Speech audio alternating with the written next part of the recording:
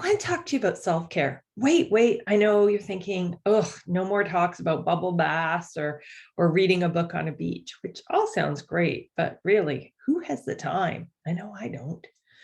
Hi, I'm Cynthia Lockery from How To Communications, and welcome to Shifts, where powerful shifts happen in 5 minutes or less.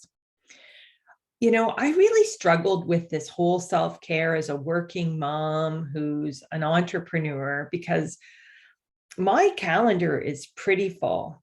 But then my coach said to me, you're taking the wrong approach. What it is, it's about caring for your time and being really strategic with your time and valuing it.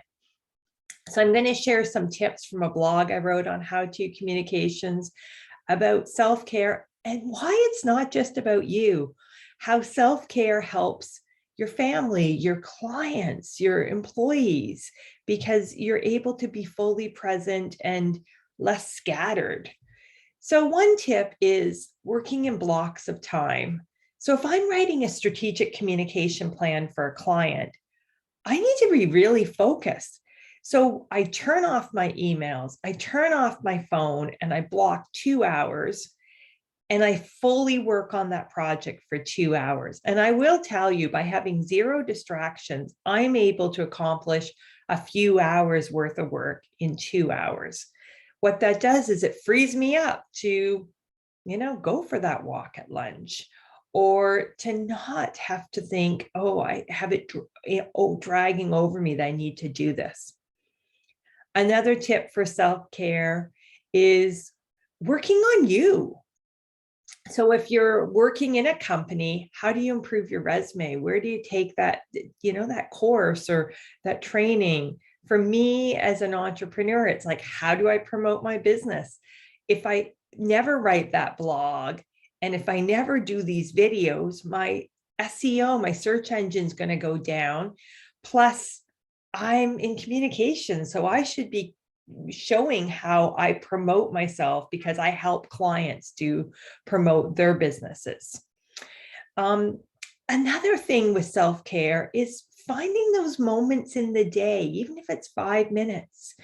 So, if I have to do bookkeeping and it's nice outside, I'll go sit on my deck and bring my laptop, bring a nice cup of coffee. So I'm combining something I enjoy with something that's not quite as fun, bookkeeping. I also go for walks. Sometimes if I'm struggling with that idea, even just walking around the block once, I'm not talking an hour hike, just gets me out of my computer. I stop staring at it. And then I come back with some fresh ideas. I will tell you, on some of my walks, I'm like, I've got the recording out on my phone because something just pops when I'm not focusing.